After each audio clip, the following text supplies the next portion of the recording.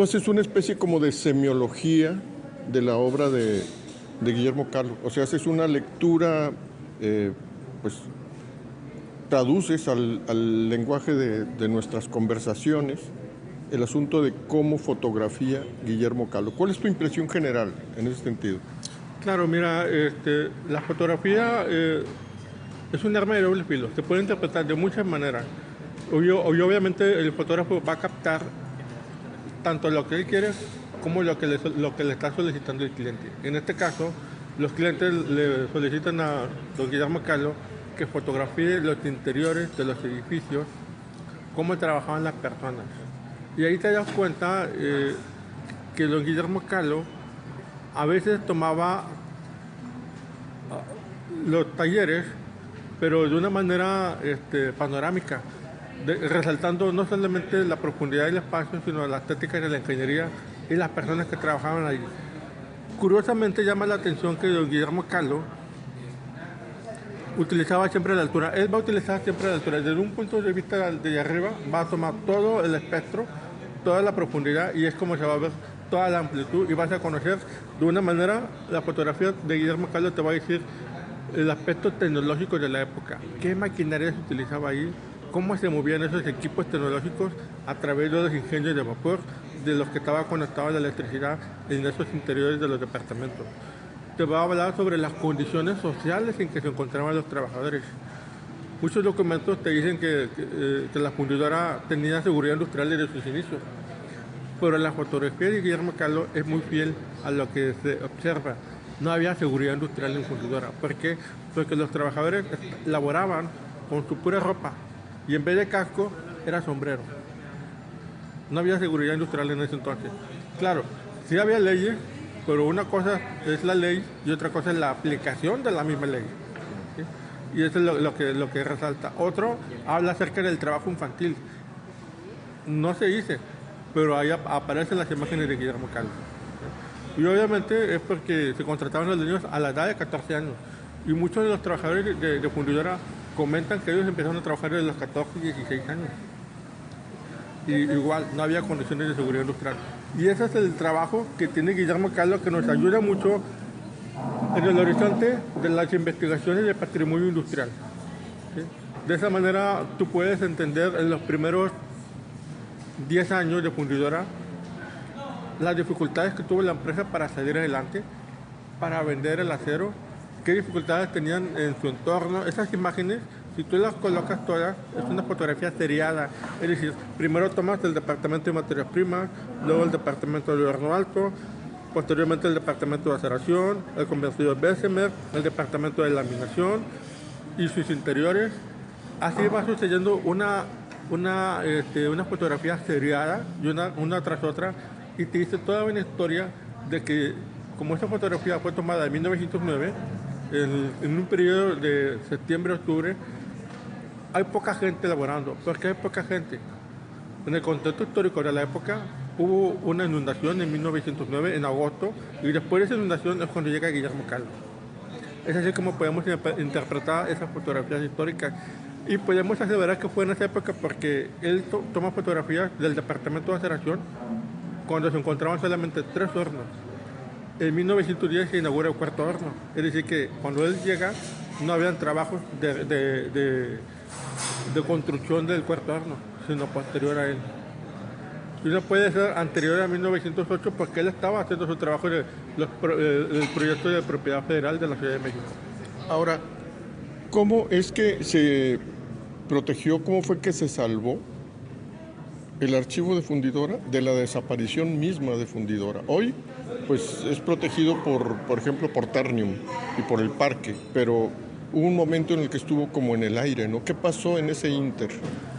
Mira, te comento que esas fotografías de Guillermo Caló tuvieron en peligro desde mucho antes, desde la década de los 20, en la Ciudad de México. Comenta Gaby Freiner y Rainer Hull, alemanes, que hicieron un trabajo de investigación sobre Guillermo Caló, que en la Ciudad de México, en el edificio Valderas, que eran las oficinas generales de la empresa, una persona había decidido tirar las fotografías de Guillermo Caló a la basura. y que otra persona la rescató y se encuentra en el Instituto de Berlín, allá, en Alemania, una parte. La otra parte la tenía aquí fundidora en la ciudad de Monterrey. Cuando va a cerrar la empresa en el año 86, comenta Manuel González Caballero, que era jefe de Relaciones Públicas y Publicaciones de la empresa en su momento. Él dice que cuando fue contratado por la sindicatura para la quiebra de fundidora, vio cómo estaban llevándose muchas cosas y quemando mucha papelería. Entonces vio que un joven en una carretilla llevaba un montón de papeles y se le hizo curiosidad y le dice, oye muchacho, ¿qué es lo que llevas aquí? Y le dice, fotografías. Y ve, oye, pero si son fotografías muy valiosas, ¿y qué vas a hacer con ellas? No, pues recibir orden de quemarlas. No, dámelas para acá.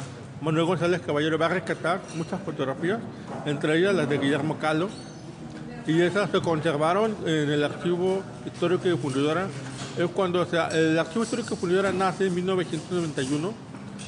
En el 91 se hace un comodato entre el Archivo General de la Nación, porque ellos son los dueños de todo el archivo, y el Fideicomiso Parque Fundidora. Entonces el Fideicomiso Parque Fundidora va a tener ese compromiso con el AGN para ordenar, clasificar y promover y difundir las fotografías. En el año 2010, el Fideicomiso Parque Fundidora decide, en comodato, prestar temporalmente esas imágenes, todo el fondo fotográfico de Fundidora, a Fototeca Nuevo León, ya que tenía los medios y los equipos necesarios para estabilizar, digitalizar y resguardar todos los equipos fotográficos. Entonces están en comodato con Fototeca Nuevo León y gracias al apoyo de Ternium es como se digitalizó todas las imágenes y es como las de Guillermo Kahlo están en línea y obviamente documentadas. Así es como la historia de estas fotografías. Y como una continuación de ese archivo está este libro tuyo, Guillermo Kahlo, fotógrafo de Fundidora, y algo que vendrá después.